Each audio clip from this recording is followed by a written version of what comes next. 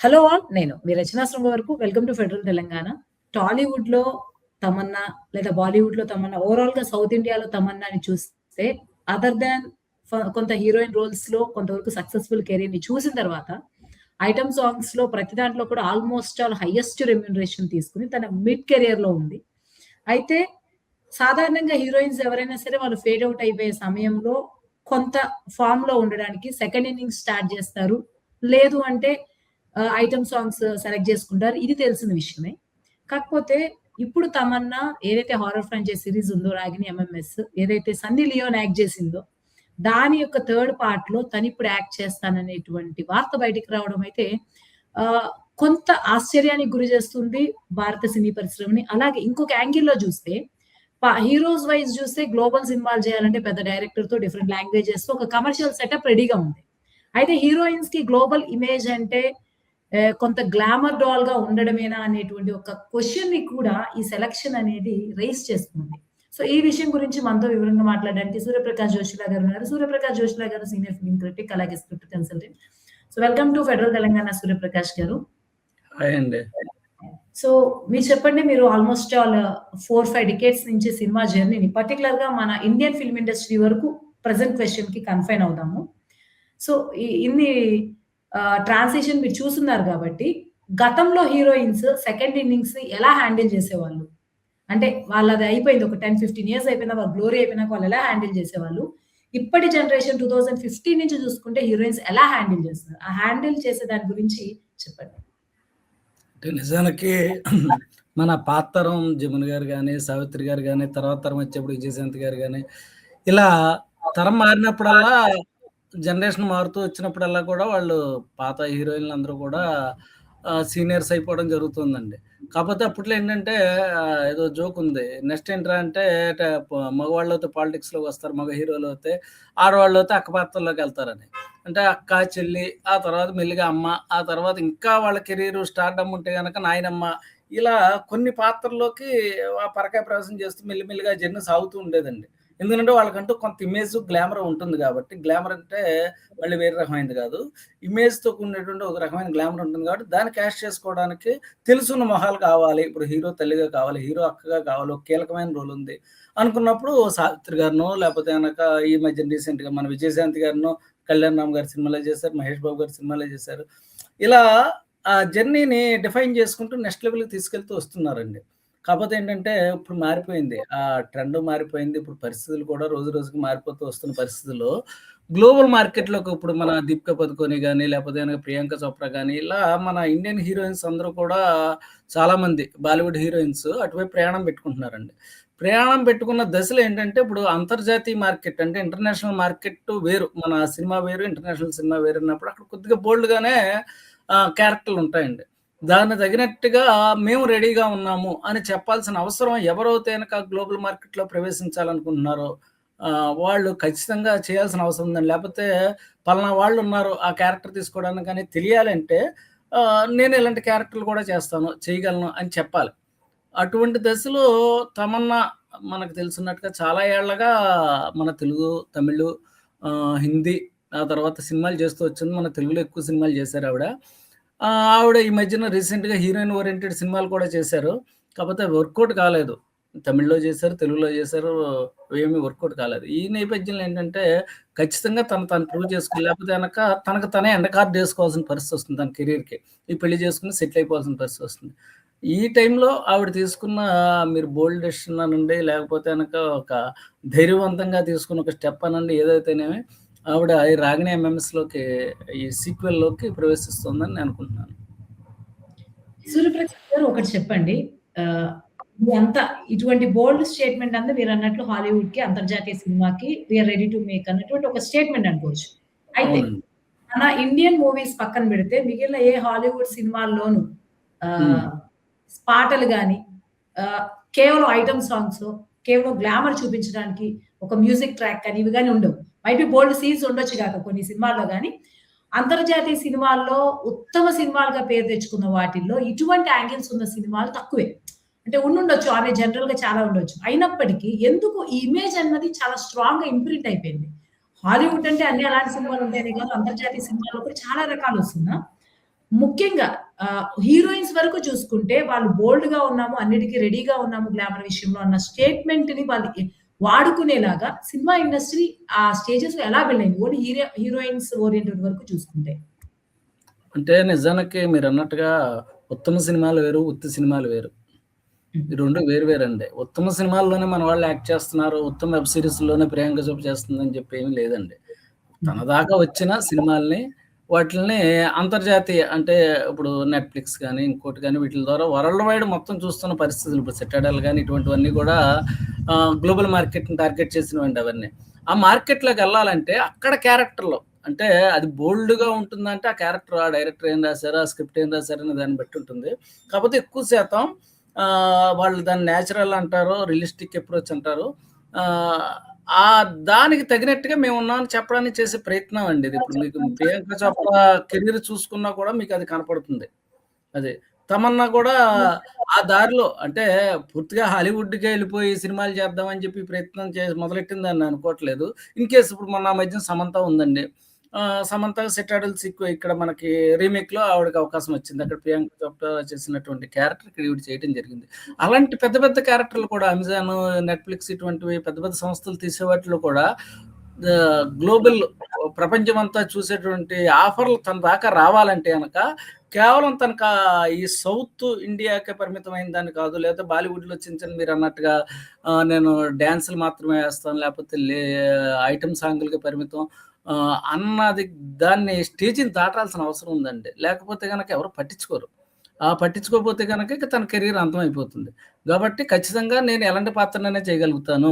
ఇప్పుడు ఇదుంది సినిమా. అప్పుడు మనం ఇంకా సినిమా రాలేదు. సినిమా మొదలవుతుందనే ఒక స్టేట్‌మెంట్ బేస్ చేసుకొని మాట్లాడుతున్నాం. ఈ 'రాగిణి ఎంఎంఎస్' అనేది హర్రర్ మిక్స్‌డ్ స్టోరీ. అంటే ఈ ఈ అమ్మాయి తాను ప్రూవ్ చేసుకోవడానికి కొన్ని బోల్డ్ సీన్స్ ఇంత ముందర 'సన్నీ లియోన్' చేసింది కాబట్టి ఆ పాత్ర ఇది కొద్దిగా వివాదం అనే దానికన్నా హాట్ టాపిక్‌గా మారిందిక్కడ. ఇంత ముందర 'సన్నీ లియోన్' చేసింది. ఆ విషయం ఆ పాత్రని ఈవిడ మళ్ళీ చేయబోతుంది తమన్నా అనేప్పటికి ఈవిడ కూడా కొంచెం అలాగా హాట్ సీన్స్‌లో నటిస్తా, లేపోతే ఇంకోటా అని చెప్పి. అటువంటి టైంలో ఎందుకు ఇలాంటి పాత్ర ఎంచుకోవాల్సొస్తుంది అనేది టాపిక్‌గా మారింది. ఎందుకు మారింది అంటే, ఈ టాపిక్ ఎందుకొచ్చింది దాన్ని నెక్స్ట్ లెవెల్‌కి ఈవిడ కెరీర్‌ని డిఫైన్ చేసుకోవడానికి. ఎందుకంటే ఓ చోట ఉండడానికి ఇష్టపడరు. కెరీర్ ఇక్కడ ఓ రకంగా ఇప్పుడు తెలుగులో తమన్నాకి యాక్ట్ చేయాలంటే పెద్ద హీరోలు చెప్తున్నా అంటే సీనియర్ హీరోలు. పక్కన తప్పించి ఆవిడకి ఆఫర్‌లేం రావండి. హిందీలోనే అదే పరిస్థితి ఉంది. అజయ్ గారు, దేవగన్‌తో చేయాలి. లేకపోతే ఇంకోళ్ళెవరో సీనియర్స్‌తోనే చేయాలి. యంగ్ హీరోలు పక్కన రావు. అలాంటప్పుడు ఇందులో ఇంకో విశేషం ఏంటంటే, ఈ సినిమా ఒప్పుకోవడం నాకు కనిపించినటువంటి 'అమీర్ ఖాన్' కొడుకు కూడా ఇందులో కీ రోల్ చేస్తున్నారు. అనేప్పటికి ఖచ్చితంగా మీడియా మొత్తం బాలీవుడ్ మీడియానా అవ్వచ్చు, లేకపోతే గనక ఇంటర్నేషనల్ మీడియా గాని ఒక్కసారి ఈ ప్రాజెక్ట్ వంక ఖచ్చితంగా చూస్తుందండి. అందులో ఏక్తా కపూర్ ప్రొడ్యూసర్. ఇవన్నీ సమీకరణాలు చూసుకునే తమన్నా ఈ ప్రాజెక్ట్ సైన్ చేసిందని నేను అనుకుంటున్నాను. హ్మ్. అయితే ఇంకొక క్వెషన్. 'సన్నీ లియోన్' కానీ, మిగిలిన వాళ్ళు కెరియర్స్ స్టార్ట్ చేసిన 'ప్రియాంక చోప్రా' చూస్తే she was always bold enough. Even 'Deepika Padukone' గావచ్చు, బాలీవుడ్ స్టార్స్ అందరూ కూడా వాళ్ళ కెరియర్ మొత్తం ఒక ఇమేజ్‌ని మెయింటైన్ చేశారు. సో, హ్మ్. వాళ్ళెప్పుడైనా బోల్డ్ రోల్స్ చేసినా, కొంచెం గ్లామరస్‌గా ఉన్న జనాలకి వాళ్ళ రొటీన్‌లో అది నెక్స్ట్ ఫేజ్‌లో వాళ్ళు కంటిన్యూ అవుతున్నారు అని అనిపిస్తుంది. కానీ తమన్నా ఈ పారామీటర్స్‌లో చూసుకుంటే తమన్నా, సమంత వీళ్ళిద్దరూ కూడా డిఫరెంట్ యాక్చువల్‌గా.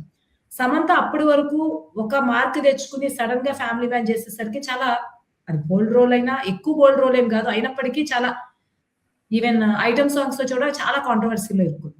చాలా విమర్శలు ఎదుర్కొంది. ఇకపోతే తమన్నా కూడా అంతే. తమన్నా ఫస్ట్ నుంచి కూడా కొన్ని ఫ్యామిలీ రోల్స్ చేసింది. తను చేసినటువంటి '100% లవ్' కావచ్చు, 'శ్రీ' సినిమా కావచ్చు, చాలా సినిమాల్లో తెలుగు ప్రేక్షకులకి ఒక ఏదైతే తెలుగు అమ్మాయి ఇమేజ్ ఊహించుకున్నారో అక్కడే ఉన్నప్పుడు వాళ్ళతో పోల్చుకుంటే మన వాళ్ళు ఆల్రెడీ ఒక కెరియర్ ట్రాక్‌ని బిల్డ్ చేసుకొని డిఫరెంట్‌గా తీసుకోవడం రిస్క్ అనుకుంటున్నారా? అంటే దీని వల్ల హాలీవుడ్ గ్లోబల్ మార్కెట్ వస్తది secondary. That is in case దీని వల్ల జరిగితే ఒక నెక్స్ట్ ఇదనుకోవచ్చు. ఇదేమి 'రాగిణి ఎంఎంఎస్' ఫ్రెష్ వెంచర్‌గా ఆల్రెడీ జరిగిపోయింది. థర్డ్ జరుగుతుంది కాబట్టి దీన్ని ప్రోస్ అండ్ కాన్స్ చూస్తే ఎలా ఉండొచ్చు? అంటే తెలుగు నిజానికి ప్రేక్షకులు ఎలా చూస్తారు? బాలీవుడ్ వాళ్ళు ఎలా చూస్తారు? అంటే ఆర్టిస్టులు ఎప్పుడు కూడా ఇమేజ్ చేంజ్ ఓవర్ కోరుకుంటారండి. అంటే కేవలం మేకప్ ఒకటి మారితే సరిపోదు. ఫేస్ మారుతున్నప్పుడల్లా ఇమేజ్ చేంజ్ ఓవర్ కావాలి. ఇమేజ్ చేంజ్ ఓవర్ ఎప్పుడైతే గనక కనపడలేదో వాళ్ళు కనుమరుగైపోతారండి. ఆ విషయం చాలామంది హీరోయిన్స్ విషయంలో జరిగిందంటే ఒక వెలుగు వెలిగి ఆ తర్వాత ఏమైపోయారు, ఈ అమ్మాయికి అసలు వేషాలు రావట్లేదేమిటి అన్న పరిస్థితి చాలా మందిని మనం చూస్తూనే ఉన్నాం. కానీ తమన్నా వీళ్ళందరూ తెలివైన వాళ్ళండి. ఎప్పటికప్పుడు ఇంత ముందర కూడా ఒక వెబ్ సీరీస్‌లో చేసిందావిడ. అది కూడా కొద్దిగా హార్ట్ సీన్స్‌తో ఉండేటువంటి వెబ్ సీరీస్ అది.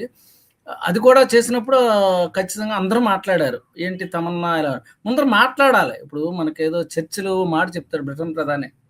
మాజీ ప్రధాని చర్చిలో మాట గొప్ప మాట చెప్తారండి. ఏంటంటే, అసల నీ గురించి మాట్లాడుకుంటున్నారా? మాట్లాడుకోవట్లేదా? అనేది ఎప్పుడు క్వెషన్. అంతేగాని మంచిగా మాట్లాడుకుంటున్నారా? చెడుగా మాట్లాడుకుంటున్నారా? అనేది తర్వాత క్వెషన్. ఆర్టిస్టులకి ఇది 100% వర్కౌట్ అవుతుందండి. ఈ మాట.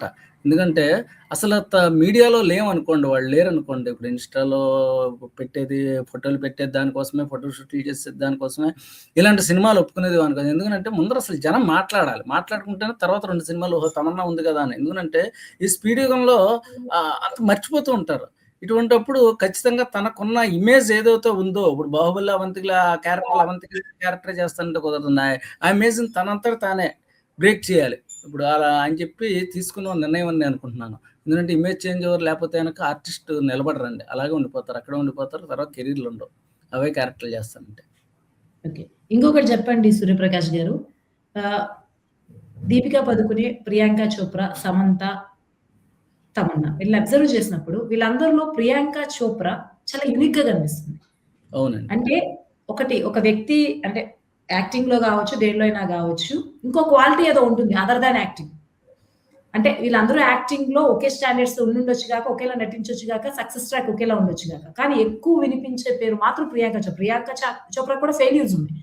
మేబీ తన కాన్ఫిడెన్స్ అనుకోవాలో, ఏమనుకోవాలో తను చెప్పేటువంటి తన నుంచి ఏం తీసుకోవచ్చు? అంటే ఇప్పుడు వస్తున్న అప్‌కమింగ్ హీరోయిన్స్ కాన్ఫిడెన్స్ విషయంలో గావచ్చు, మిగిలిన విషయాల్లో గావచ్చు, వై ప్రియాంక స్టాండ్స్ అపార్ట్ వీళ్ళలో చూసుకుంటే.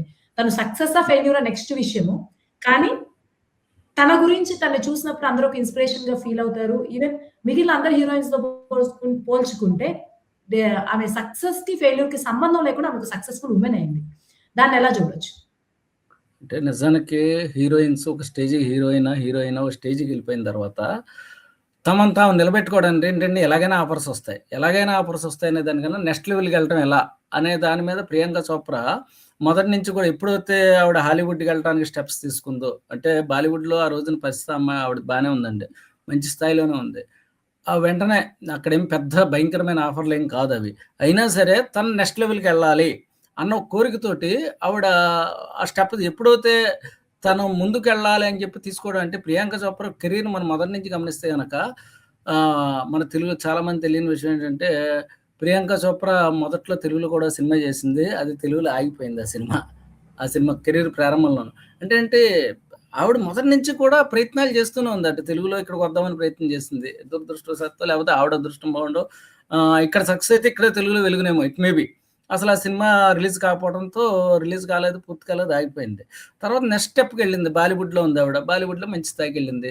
ఓకే. మంచి స్థాయిలో ఉన్నప్పుడు ఆ కంఫర్ట్ జోను అంటే ఒక చోట మనం ఉండిపోయాం, హ్యాపీగా బానే ఉన్నాం గదా! దీన్ని వదిలి ఎందుకు వెళ్ళాలి అని అనుకోకుండా తను నెక్స్ట్ లెవెల్‌కెళ్ళాలనుకుంది. వెళ్ళింది హాలీవుడ్‌కెళ్ళింది. అక్కడ ఆఫర్స్ ఒప్పుకుంది. అక్కడ హాలీవుడ్‌లో నిలదొక్కుకోవడం, ఆఫర్‌లు పట్టుకోవడం అంటే ఎక్కడో ఒక ఇండియా నుంచి వచ్చిన ఒక అమ్మాయికేమి అంత సాధ్యమయ్యే విషయం కాదండి. ఎందుకంటే పోటీ ఉంటది.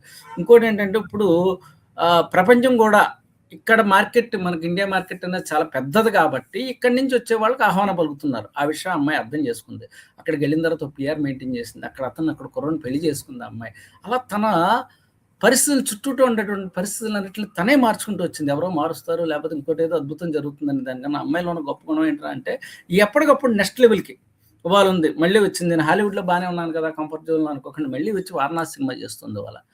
ఆహ్, వా అంటే మళ్ళీ ఇక్కడ ఈ 'రాజమౌళి' లాంటి ఒక పెద్ద డైరెక్టర్‌తో జర్నీ చేస్తే గనక ఖచ్చితంగా తన కెరీర్ బావుంటుంది. 'మహేష్ బాబు' లాంటి ఓ పెద్ద హీరోతో చేస్తే గనక మళ్ళీ ఒకసారి గ్లోబల్ స్థాయిలో ఇక్కడ ఇండియాలో కూడా పెద్ద ఆఫర్‌లు వచ్చే అవకాశం ఉంటుంది. అలా ఎప్పటికప్పుడు తనని రీడిఫైన్ చేసుకుంటూ వస్తుందండి. ఆ అమ్మాయిలో ఉన్న గొప్ప గుణం ఏంటంటే రీడిఫైన్.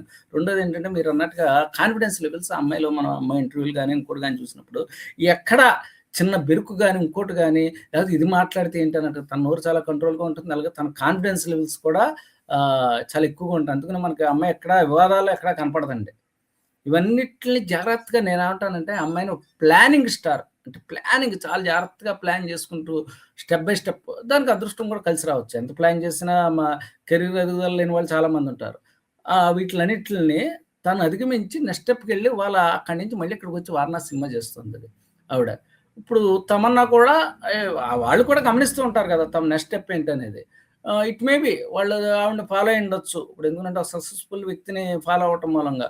తను ముందు బాలీవుడ్‌లో బోల్డ్ స్టెప్ తోటి మంచిగా అందరి దృష్టిలో ఒకసారి పడితే గనక, తర్వాత మంచి ఆఫర్స్ బాలీవుడ్‌లో రావచ్చు. ఎందుకంటే బాలీవుడ్‌లో కూడా తమన్నా సినిమాలు చేస్తున్నా కూడా అక్కడ ఎవరు పట్టించుకున్నట్టు కనపట్ల పెద్దగా.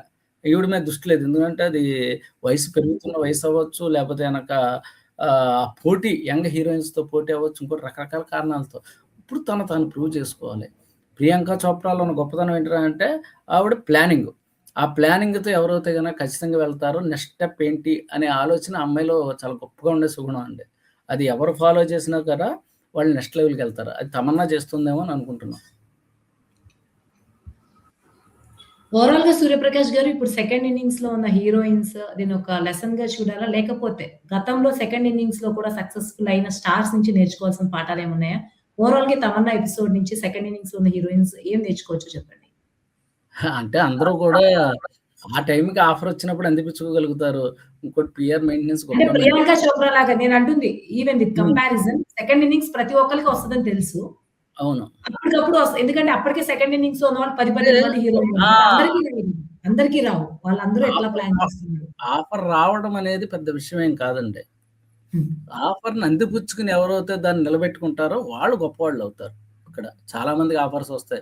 ఇంకోళ్ళకొచ్చినప్పుడు ఏంటి 'సన్నీ లియోన్' చేసినటువంటి క్యారెక్టర్ మనం చేస్తే మన గురించి ఏం మాట్లాడుకుంటారు అని చెప్పి. అసలెవరు మాట్లాడుకోవట్లేదు మన గురించి అనే విషయం మర్చిపోతారు.